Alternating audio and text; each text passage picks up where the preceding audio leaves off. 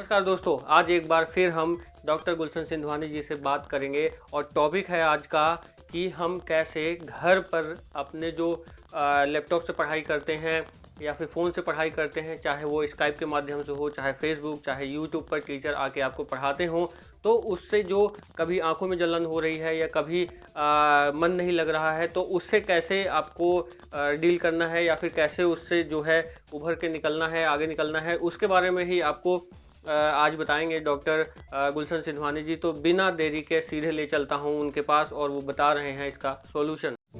आदर्श जी नमस्कार। मैं अपने श्रोताओं, दर्शकों, विद्यार्थियों का एक बार फिर से अभिनंदन करता हूँ, अभिभावकों को चरण वंदन करता हूँ कि जिन्होंने मेरी पहली वीडियो को बहुत ही लाइक शेयर किया। आज का जो विषय हम लेकर के आए हैं कि विद्यार्थियों को जो ऑनलाइन पढ़ने में दिक्कतें आ रही हैं कि ऑनलाइन पढ़ने में आंखों पर दबाव पड़ रहा है। बेसिकली हम लैपटॉप से, मोबाइल से पढ़ाइयाँ कर रहे हैं। सभी विद्यार्थी स्कूल का काम कर रहे हैं। जो बड़े विद्यार्थी हैं उनके एग्ज़ाम आने वाले हैं, तो हर चीज़ मोबाइल से हो रही है। हम PDF फाइल देख रहे हैं, उसके द्वारा असाइनमेंट बना रहे हैं, वो सब कुछ स्लाइड प्रेजेंटेशन के माध्यम से, जिस भी माध्यम से हम तैयारियाँ कर रहे हैं, तो बेसिकली मोबाइल या लैपटॉप का सहारा हमें लेना ही पड़ रहा है और उस पर आंखों पर प्रेशर पड़ना स्वाभाविक है। तो हम इस प्रेशर को कम कैसे करें, हम आंखों को ठीक कैसे रखें। आंखों में दर्द होने लगती है, जलन होने लगती है, ज़्यादा कंटिन्यूसली देर तक बैठा नहीं जाता पढ़ाई करते समय, तो इसमें हम क्या करें। तो कुछ सावधानियां विद्यार्थियों आप रख सकते हैं, बहुत ही सिंपल है, आसान है। सबसे पहले जब भी आपका शेड्यूल जो पढ़ने का, बैठने का है, हर आधे घंटे में अपनी आंखों को ठंडे पानी से धोते रहिए। अपनी आंखों में ठंडे पानी के छींटे मारिए, आंखें खुली रखें अच्छे से। आंखों में अगर आप ठंडे पानी की छींटे मारेंगे तो आंखों की जो पुतलियां हैं, जो थोड़ी सी गर्म जलन महसूस कर रही हैं, उनको ठंडक महसूस होगी। सुबह सुबह जब भी उठें, अगर इससे भी आपको आराम नहीं मिलता है तो एक ठंडे बाल्टी की पानी की भर के रखें और जब सुबह उठ के जब हम नहाते हैं तो नहाने से पहले आपको क्या करना है, खूब गहरा सांस लेकर के, और जब सांस भर लिया और मुंह को फुला के और अपनी आंखों को उस ठंडे पानी की बाल्टी में डिप करना है और फिर उसके बाद आपको अपनी आंखों को गोल गोल चारों तरफ घुमाना है, ऐसे।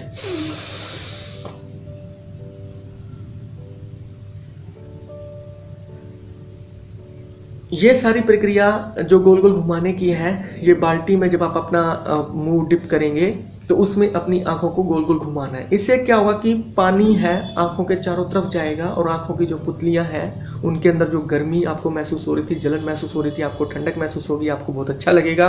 एक बार विद्यार्थी जरूर करके देखें। हमेशा से अगर मुझे आज तक चश्मा नहीं लगा है, मेरे एक सर ने बताया था, जो मेरे स्कूल के एक टीचर थे, योग के शिक्षक थे वो, उन्होंने कहा था कि एक 90 साल के जवान हैं और उनका भी यही मानना है कि अगर हम हर रोज़ ऐसा प्रयास करते हैं तो हमारी आंखों में चश्मा नहीं लगेगा, हमारी आंखों में दर्द नहीं होगा, हमारी आंखों में जलन नहीं होगी। मुझे राजीव दीक्षित जी की बात याद आ रही है कि सुबह उठ करके अगर हम बिना कुल्ला किए अपनी मुंह की लार को, और पहली उंगली यूज़ नहीं करनी है, प्रथमा उंगली जिसे बोलते हैं, इस इंडेक्स फिंगर को हमें यूज़ नहीं करना है। दूसरी जो बड़ी उंगली है उससे लार लेकर के मुंह की, बिना थूक किए हुए, बिना पानी पिए हुए, बिना कुल्ला किए हुए, उस लार को सुबह सुबह उठते सारी अपने आंखों में काजल की तरह आपको लगाना है। तो इससे भी आपकी आंखों की रोशनी बढ़ती है। डेफिनेटली ये बिल्कुल श्योर बात है। आपको पता है कि हमारे जो भी वैक्सीन होते हैं, that is the weak toxin. सुबह सुबह हमारे मुंह में जो लार होती है, दैट इज आल्सो एक वीक टॉक्सिन है। अगर हम उसको लगाएंगे तो आपकी आंखों की रोशनी शक्ति का इलाज है कि बढ़ेगी। जिसकी आंखों में चश्मा चढ़ा हुआ है उसका नंबर का चश्मा भी घट सकता है। तो दूसरा आप प्रयास ये कर सकते हैं। अच्छा, आप खाने में टमाटर का उपयोग ज़्यादा से ज़्यादा करें, विटामिन C आपको मिलेगा। अगर आंवला मिल सकता है आपको तो आंवले का ज़्यादा से ज़्यादा प्रयोग करें। आप अजवाइन रोटी में डाल करके भी खाएं और सब्जी में भी खूब डाल करके खाएं। जो भी आप सब्जी खा रहे हैं उसमें अजवाइन का उपयोग सबसे ज़्यादा करें। एक छोटा सा प्रयोग और कर सकते हैं आँखों के लिए कि सौंफ और मिश्री को बराबर मात्रा में संभाग पीस के और उसका चूर्ण बना लें और सुबह शाम आधा चम्मच दूध के साथ, 1 चम्मच दूध के साथ, जैसा आपको लगे स्वाद अनुसार आप उसको लें। अगर हो सके तो जिस 100 ग्राम लिए हैं आपने मिश्री और 100 ग्राम लिए आपने सौंफ, तो 50 ग्राम आप उसमें बादाम भी पीस के डाल सकते हैं, भीगे हुए बादाम। उसके बाद थोड़ा सा उसको सुखा लें ताकि पानी ना छोड़े, और फिर उसके बाद उसको ग्राइंड करके उसका मिश्रण बना लें, और उस मिश्रण को आप 1-1 चम्मच करके लेते रहें। इससे भी आपकी आंखों की रोशनी बढ़ेगी। मेरा यही मानना है, ये दोबारा फिर से कहना है कि इस लॉकडाउन के प्रभाव में, इस महामारी के प्रभाव में आपको डरना नहीं है, आपको घबराने की जरूरत बिल्कुल भी नहीं है। कुछ एक सावधानियां हैं जिसका आप अच्छे से पालन करके इस महामारी के दौर में जो पढ़ाई में दिक्कतें आ रही हैं आपको, आप उसमें बहुत ही आसानी से बाहर निकल सकते हैं। जी गुलशन जी, आपने बहुत अच्छे तरीके से समझाया स्टूडेंट को कि कैसे करना है उनको घर पर रहकर। तो अगला क्वेश्चन हम उठा रहे हैं, जो हमने अभी वीडियो बनाई थी इससे पहले वाली, उसमें स्टूडेंटों ने क्वेश्चन किया था कि कैसे हम जो है अपने मानसिक दबाव को कम कर सकते हैं, कैसे उससे हम अपने आप को जो है वहाँ से निकाल के ला पाते हैं, और कैसे एक अच्छे माइंड से फिर से किसी कार्य में हम जुट जाएं, लग जाएं, या फिर किसी अन्य काम में फिर से मन लगने लगे।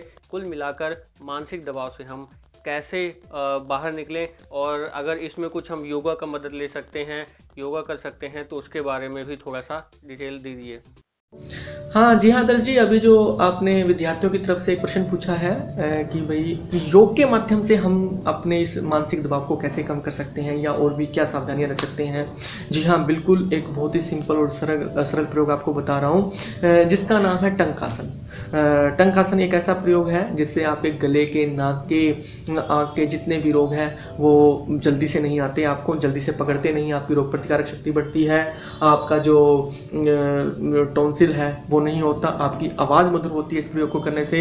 बहुत ही सिंपल प्रयोग है, मैं आपको बता देता हूँ। खूब गहरा सांस फिर से लेना है, हाथ आपके ज्ञान मुद्रा में रहेंगे, फर्स्ट फिंगर और थंब के सिरे आपस में मिला दिए, 3 उंगलियां सीधी, इसे कहते हैं ज्ञान मुद्रा। ये ज्ञान मुद्रा में आपको बैठना है, आप आलती पालती मार के खूब गहरा सांस भरना है, और गर्दन सीधी है, और उस ये ठोडी को आपको क्या करना है, कंठकूप में दबाना है। कुछ इस प्रकार से ध्वनि आती है। फिर से एक बार गहरा सांस लेता हूं मैं।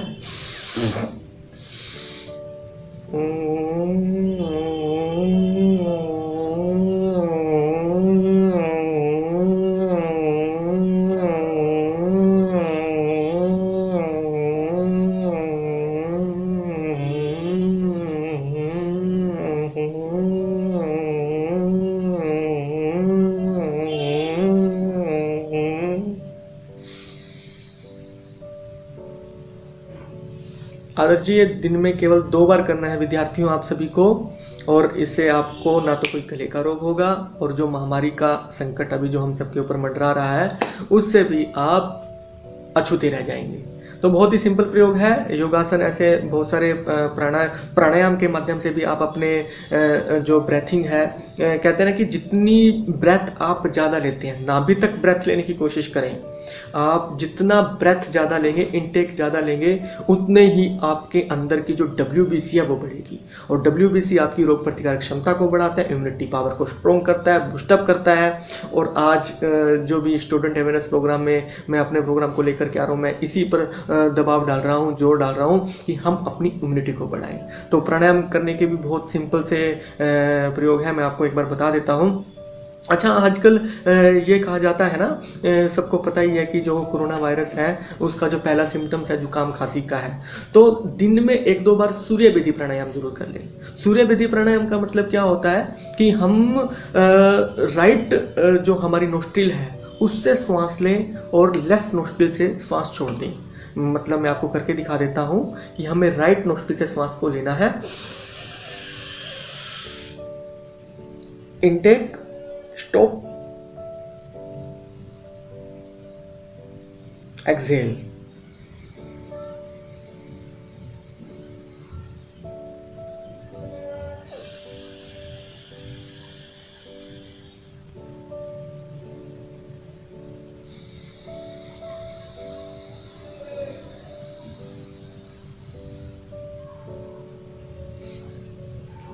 दिन में 3 से 4 बार इस प्रयोग को आप कर सकते हैं। इसे सूर्य भेदी प्राणायाम किया जाता है। राइट नोस्ट्रिल से आपको श्वास को लेना है, इनहेल करना है, स्टॉप करना है 10 सेकंड 20 सेकंड, जितनी देर आपकी शक्ति हो। विद्यार्थियों, अभिभावक सभी कर सकते हैं इस प्रयोग को, बहुत सारे से कर सकते हैं। जिनको नक्सीर आती है सावधानी रखें, वे प्रयोग ज़्यादा ना करें, ना ही करें, अच्छा है। बट जिनका शरीर स्वास्थ्य है, जिनको गर्मी नहीं होती ज़्यादा, जिनका तासीर गर्म रहता है, वे भी ये प्रयोग ज़्यादा ना करें।